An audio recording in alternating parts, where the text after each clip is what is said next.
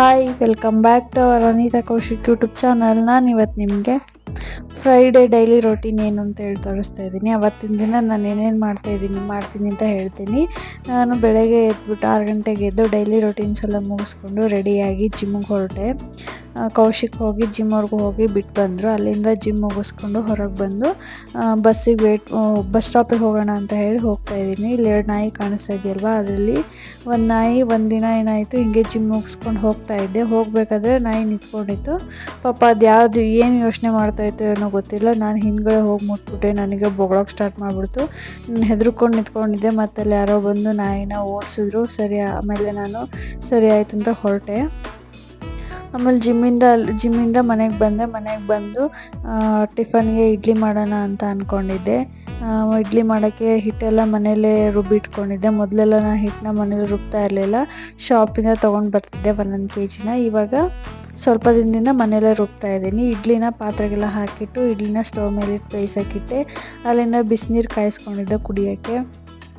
ಬಿಸಿಲಿಗೆ ಕುತ್ಕೊಂಡು ಕುಡಿಯೋಣ, ಬಿಸಿಲು ಕಾಯಿಸ್ದಂಗೆ ಆಗುತ್ತೆ, ನೀರು ಕುಡ್ದಂಗೆ ಆಗುತ್ತೆ ಅಂತ ಹೇಳಿ ಕೂತ್ಕೊಂಡಿದ್ದೆ. ನೀರು ಕುಡ್ದಾದ್ಮೇಲೆ ಇಡ್ಲಿನೂ ಎಲ್ಲ ಬೆಂದಿತ್ತು.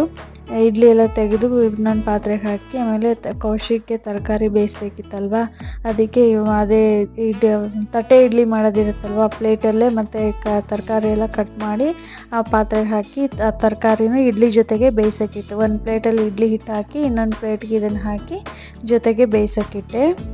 ಸಾಕು, ಒಂದು 10 ದಿನ ಆದರೆ ಪಾತ್ರೆಯಲ್ಲಿ ನೀರು ಹಾಕಿ ಬೇಯಿಸ್ತಿದ್ದೆ.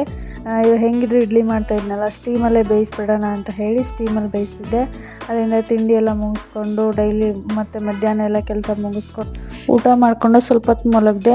ಆಮೇಲೆ ಸಂಜೆ ಇಲ್ಲಿ ಪಾರ್ಕ್ ಹತ್ರ ಏನೋ ಫಂಕ್ಷನ್ ನಡೀತಾ ಇದೆ ಅಂತ ಹೋದೆ. ಆಮೇಲೆ ಅಲ್ಲಿ ಗೋಬಿ ಇತ್ತು, ಗೋಬಿ ತಿನ್ಕೊಂಡು ಹಾಗೆ ಹೊರಟಿದ್ದೆ. ಕರು ನೋಡಿದ್ರಲ್ವ, ಕರು ಹಣೆ ಮೇಲೆ ಲವ್ ಶೇಪ್ ಇದೆ. ಆ ಮಕ್ಕಳೆಲ್ಲ ಅಕ್ಕ ಫೋಟೋ ತೆಗಿಬೇಡಕ್ಕ, ವೀಡಿಯೋ ಮಾಡ್ಕೊಬೇಡಕ್ಕ, ದೃಷ್ಟಿ ಆಗುತ್ತೆ ಅಂತ ಇದ್ರು. ಆದರೂ ಸ್ವಲ್ಪ ಮಾಡಿಕೊಂಡು ಇಲ್ಲೇ ಪಾರ್ಕ್ ಒಳಗಡೆ ಹೋಗಿ ಬರೋಣ ಅಂತ ಹೋದೆ. ಪಾರ್ಕ್ನ ರೀಸೆಂಟಾಗಿ ಎಲ್ಲ ರೀಬ್ಯೂಲ್ಡ್ ಮಾಡಿದ್ದಾರೆ, ತುಂಬ ಚೆನ್ನಾಗಿ ಮಾಡಿದ್ದಾರೆ ಒಳಗಡೆ ಎಲ್ಲ. ಕೆಂಪೇಗೌಡ ಪ್ರತಿಮೆ ಎಲ್ಲ ಇಟ್ಟು ಆಮೇಲೆ ಇದು ನೋಡಿ ಎಷ್ಟು ಚೆನ್ನಾಗಿ ಮಾಡಿದ್ದಾರೆ. ಇಲ್ಲಿ ಕಾಣಿಸ್ತಾ ಇದ್ದಿಲ್ಲ, ಗ್ರೀನ್ ಕಲರ್ ರೌಂಡ್ ಶೇಪಲ್ಲಿ ಇರೋದು, ಅದರಲ್ಲಿ ಯಾವಾಗಲೂ ಸಾಂಗ್ ಬರ್ತಾ ಇರುತ್ತೆ.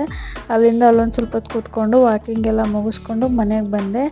ಕಡುಬು ಮಾಡ್ತಾಯಿದ್ರು. ಕಡುಬು ಅಂದರೆ ಕರ್ಜಿಕಾಯಿ, ಇದಕ್ಕೆ ಡ್ರೈ ಫ್ರೂಟ್ಸು, ಬೆಲ್ಲ, ಕೊಬ್ಬರಿ ಎಲ್ಲ ತುರಿದು ಹಾಕಿ ಮಾಡಿರ್ತಾರೆ, ತುಂಬ ಚೆನ್ನಾಗಿರುತ್ತೆ.